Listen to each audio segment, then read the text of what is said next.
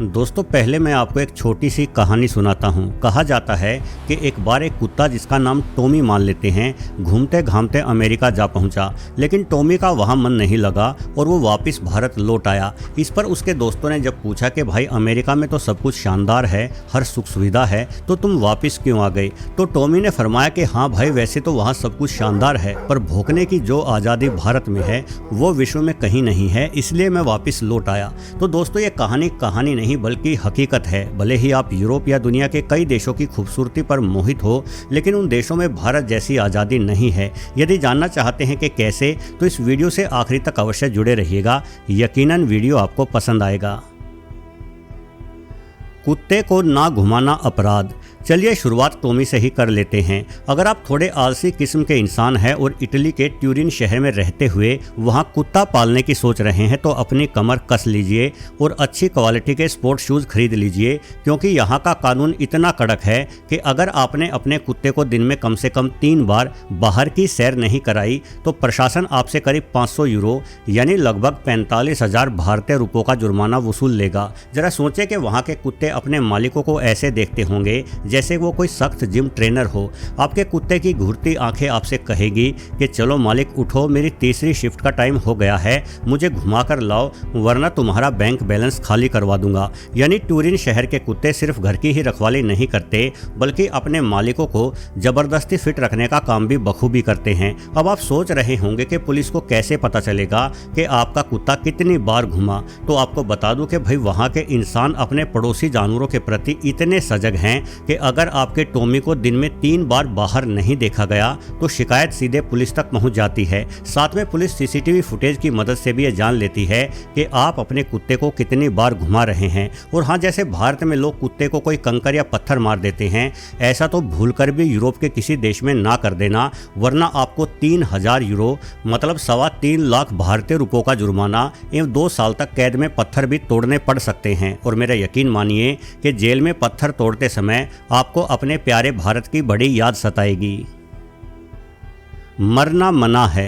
जरा सोचे कि कोई व्यक्ति नॉर्वे के इस खूबसूरत शहर जिसका नाम लॉन्गइयरबॉयन है में मौजूद है और उसकी अचानक तबीयत कुछ ज़्यादा ही बिगड़ जाती है, तो डॉक्टर पहली सलाह उस व्यक्ति को ये देगा कि भाई चाहे कुछ भी हो जाए पर मर मत जाना, नहीं तो तेरे साथ साथ मेरे ऊपर भी केस हो जाएगा। जी हाँ, आपको भले ही यकीन ना आए, लेकिन ये बात 16 आने सच है। दरअसल ये शहर आर्कटिक में बसा है और यहाँ 1950 से ही मरना आधिकारिक तौर पर गैर कानूनी है। यहाँ के प्रशासन सख्त फरमान है कि आप चैन से जी तो सकते हैं, लेकिन चैन से मर नहीं सकते। यदि किसी को लगता है कि उसका आखिरी समय आ गया है, तो यमराज के आने से पहले ही शहर छोड़कर निकल जाए और नॉर्वे के मेनलैंड में जाकर ही अपनी आखिरी सांस ले।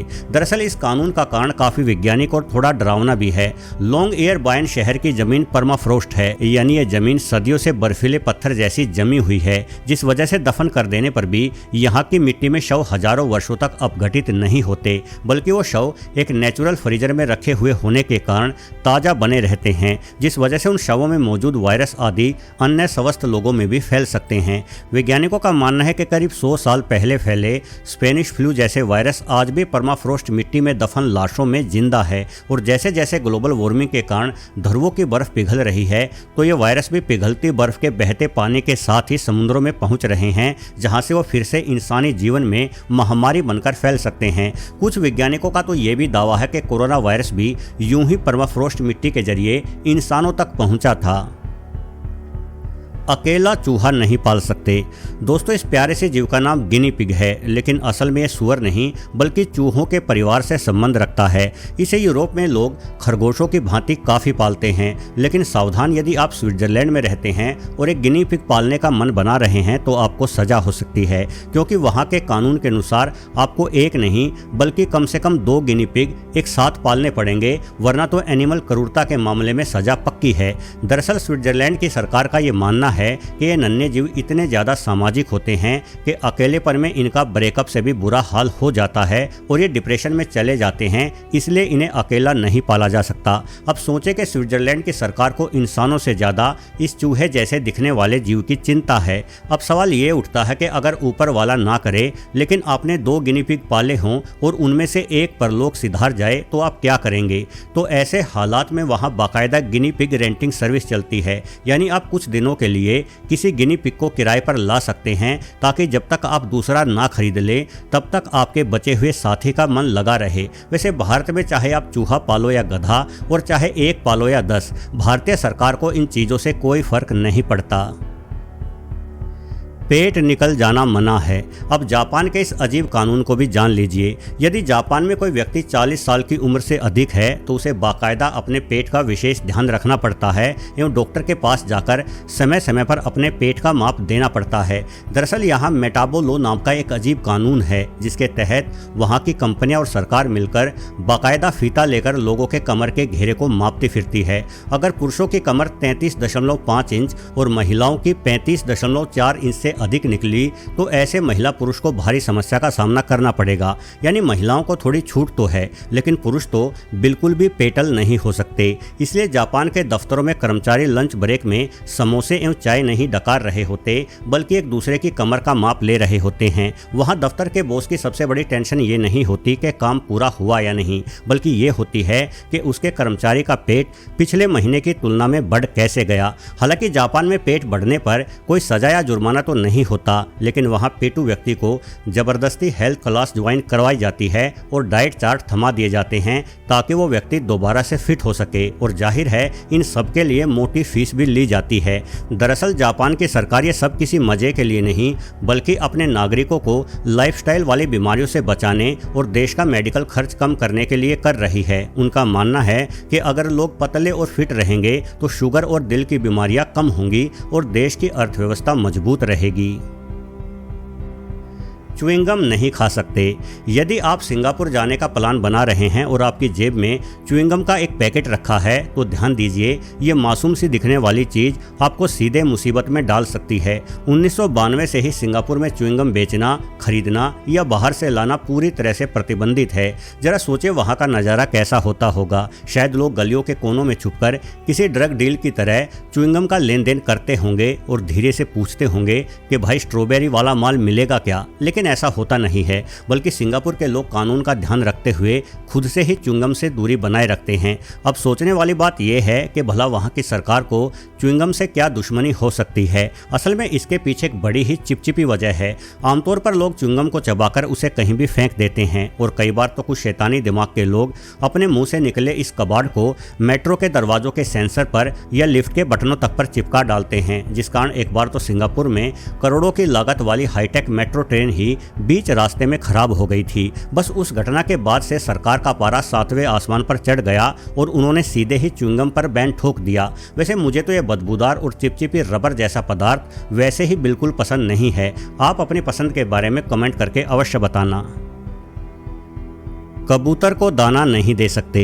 भारत में पशु पक्षियों को भोजन देना बड़े ही पुण्य का कार्य माना जाता है, लेकिन यदि आप इटली के वेनिस शहर के मशहूर सेंट मार्क स्क्वायर पर खड़े होकर अपनी जेब से कबूतरों के लिए दाना निकालने जा रहे हैं तो सावधान, यहाँ कबूतरों को दाना डालना आपको भारी जुर्माना करवा सकता है। वर्ष 2008 से ही वेनिस में कबूतरों को खिलाना पूरी तरह से गैरकानूनी है। वहाँ के सड़कों पर कबूतरों की बेबस निगाहें आपको घूरे तो भी आपको झांसे में नहीं आना है, बल्कि चुपचाप पतली गली से निकल जाना है। जरा सोचे, जिस पक्षी को हम शांति का प्रतीक मानते हैं, यहाँ तक कि जिसने प्राचीन समय में हमारे लिए चिट्ठी पहुँचाने जैसे खास कार्य किए हैं, उसे खिलाने के चक्कर में वेनिस की पुलिस आपके शांति भरे वेकेशन को जुर्माने की रसीद के साथ धमाकेदार बना सकती है। अब आपके मन में सवाल तो आया होगा कि इन मासूम परिंदों से भला किसी को क्या चिढ़ हो सकती है। असल में लड़ाई दाने की नहीं बल्कि सफाई की है। वेनिस एक ऐतिहासिक शहर है जहाँ की इमारतें और मूर्तियाँ बेहद ही कीमती संगमरमर के पत्थर से बनी है,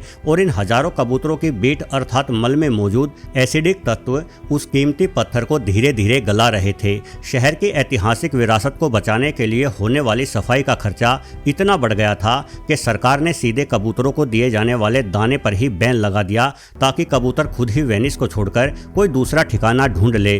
तो भाई वेनिस का संदेश तो साफ है कि यहाँ की खूबसूरती और हवा में घुले रोमांस का आनंद ले, लेकिन कबूतरों के साथ लंच करने की कोशिश ना करें, वरना आपकी जेब बहुत जल्द खाली हो सकती है। चप्पल नहीं पहन सकते। अब ये अजीब कानून भी इटली में ही है। अगर आप इटली के खूबसूरत सिंक टेरे के पहाड़ों पर अपनी पसंदीदा नीली हवाई चप्पल पहनकर हाइकिंग करने की सोच रहे हैं तो जरा संभल जाइए। इस स्थान का कानून आपकी इस चप्पल वाली सादगी को बिल्कुल भी पसंद नहीं करता और अगर आप पकड़े गए तो आपको 2500 यूरो यानी 2.5 लाख भारतीय रुपयों से भी अधिक का जुर्माना भरना पड़ सकता है। भाई इतने पैसों में तो आप अपने भारत में चप्पलों का पूरा शोरूम ही खोल सकते हैं। कितना अजीब है ना कि हमारे यहाँ की पुलिस आपकी कार या सामान की चेकिंग करती है लेकिन सिंक टेरे पर चेकिंग पैरों की होती है। तो बेहतर है कि आप अपनी बाटा या रिलैक्सो को टाटा ही कर दें। असल में सिंक टेरे के पहाड़ी रास्ते जितने खूबसूरत हैं उतने ही खतरनाक और पथरीले भी हैं। पहले बहुत से अति उत्साही पर्यटक चप्पल या सैंडल पहनकर पहाड़ों पर चढ़ जाते थे और फिर बीच रास्ते में वो फिसलकर गिर जाते थे, जिसके बाद उन्हें बचाने के लिए बचाव दलों को हेलीकॉप्टर लेकर आना पड़ता था। इन रेस्क्यू ऑपरेशंस का खर्चा इतना ज़्यादा बढ़ गया था कि प्रशासन ने तंग आकर नियम ही बना दिया कि अगर पहाड़ पर चढ़ना है तो ढंग के ना फिसलने वाले विशेष जूते पहनो वरना चुपचाप घर बैठे रहो। वैसे उबड़ खाबड़ रास्तों पर चलते समय जूते सुरक्षा की दृष्टि से चप्पलों की तुलना में कहीं बेहतर संसाधन तो निश्चित रूप से ही है। खुश होना मना है। अब ऐसा अजीब कानून तो केवल तानाशाही देश उत्तरी कोरिया में ही बन सकता है। बर्गर जैसी शक्ल के ये भाई साहब जिनका नाम किम जोंग उन है का ये खास फरमान है कि उनके पूर्वजों की पुण्यतिथि के दौरान जिसमें उनके पिता और दादा शामिल है पर पूरे 11 दिनों तक मुस्कुराना, शराब पीना या किसी भी तरह की खुशी मनाना कानूनन जुर्म है। जरा सोचिए आप सड़क पर चलते हुए कोई पुराना जोक याद करके हंस दे या थोड़ा सा मुस्कुरा भी दे तो आपको अपनी इस मुस्कुराहट के बदले जेल भी हो सकती है और वो भी कई महीनों यहां तक के सालों तक की लंबी सजा के रूप में। उत्तरी कोरिया में दिसंबर एवं अक्टूबर के महीने के दौरान पुलिस और जासूस बाकायदा गश्त लगाते हैं ये देखने के लिए कि कहीं कोई इंसान चुपके से खुश तो नहीं हो रहा है, क्योंकि इन्हीं 2 महीनों के दौरान ही इन बर्गर जैसे शक्ल वाले भाई साहब के पिता और दादा की पुण्यतिथि आती है। उत्तरी कोरिया की तानाशाही सरकार का मानना है कि इस दौरान पूरे देश को शोक में डूबा हुआ दिखाई देना चाहिए ताकि उनके नेताओं के प्रति सम्मान बना रहे। अगर किसी के घर में उस दौरान बच्चे का जन्म भी हो जाए तो भी वो परिवार खुशियां नहीं मना सकता। वस्तुतः उत्तरी कोरिया दुनिया की शायद इकलौती ऐसी जगह है जहां आपकी भावनाएं आपकी अपनी नहीं बल्कि वहां के तानाशाह की मर्जी से चलती है। इस देश में रहना है तो आपको हर हाल में सरकार से डरकर ही रहना होगा। पेट्रोल खत्म होने पर जुर्माना। सोचें यदि आप कहीं सड़क से गुजर रहे हैं और आपके वाहन का डीजल या पेट्रोल खत्म हो जाए तो आपकी सबसे बड़ी चिंता पास के पेट्रोल पंप तक पहुंचने की होगी। लेकिन जर्मनी में मामला थोड़ा अलग है। वहां के मशहूर ऑटोबान हाईवे पर गाड़ियों की स्पीड की कोई सीमा नहीं है। वहां गाड़ियां हवा से बातें करती हैं। लेकिन अगर इस हाई स्पीड हाईवे पर बीच रास्ते में आपकी गाड़ी का पेट्रोल खत्म हो गया तो समझो आपकी शामत आ गई।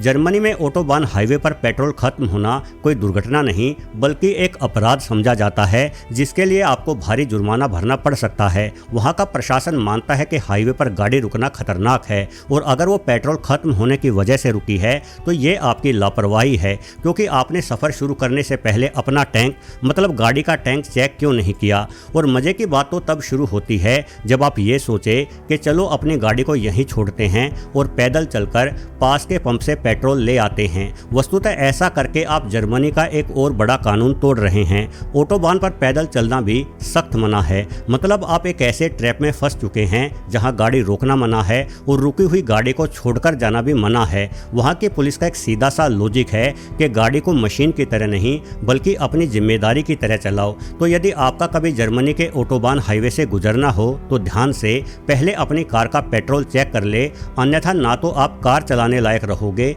और ना ही पैदल चलने लायक। कैक्टस काटने पर जेल। यदि आप अमेरिका के एरिजोना राज्य के रेगिस्तानों में घूम रहे हैं और वहां मौजूद विशालकाय सगुवारो कैक्टस के पौधों को देखकर आपका मन उन्हें काटने या नुकसान पहुंचाने का करे तो अपनी भावनाओं पर काबू रखिएगा। यहां एक कैक्टस को काटना आपको सीधे 25 साल के लिए जेल में भेज सकता है। जी हाँ, ये मजाक नहीं है। एरिजोना में कैक्टस काटना एक क्लास 4 फेलिनी यानी गंभीर अपराध माना जाता है। वहाँ के कानून की नज़र में यह कैक्टस सिर्फ पौधे नहीं बल्कि राज्य की विरासत है। सोचे कि इंसान को मारने पर जितनी सजा नहीं होती उससे कहीं ज़्यादा सजा एरिजोना में एक कांटेदार पौधे को तोड़ने पर हो सकती है। असल में कैक्टस बड़े ही दुर्लभ है। इन्हें अपनी पहली शाखा निकालने में ही 75 से 100 सालों तक का समय लग जाता है और ये 200 सालों तक जिंदा रहते हैं। यानी जो कैक्टस आज आप वहाँ खड़ा देख रहे हैं वो शायद हमारे परदादा के ज़माने से है। एरिजोना के लोग और सरकार इन कैक्टस को रेगिस्तान का राजा मानते हैं और इनकी रक्षा करना अपना फर्ज समझते हैं। तो दोस्तों, ये थे दुनिया के कुछ ऐसे सिरफिरे और अजीब कानून जो वहाँ के निवासियों के लिए किसी सिरदर्द से कम नहीं है। तो अब तो आप समझ ही गए होंगे कि वीडियो की शुरुआत में मैंने जिस कुत्ते का जिक्र किया था वो सारी सुख सुविधाएं छोड़कर अमेरिका से वापस भारत क्यों भाग आया था। क्योंकि भले ही हमारे देश में पोल्यूशन और करप्शन अधिक हो, लेकिन खुलकर भोंकने की भी जो आज़ादी हमारे प्यारे भारत में है वो इन विकसित और अमीर देशों में बिल्कुल नहीं है। यह वीडियो अच्छा लगा हो तो बिना देरी किए वीडियो को लाइक कर डालें और यदि आपका पहली बार चैनल हमारी पृथ्वी पर आना हुआ है तो जल्दी से सब्सक्राइब बटन भी दबा दें। धन्यवाद।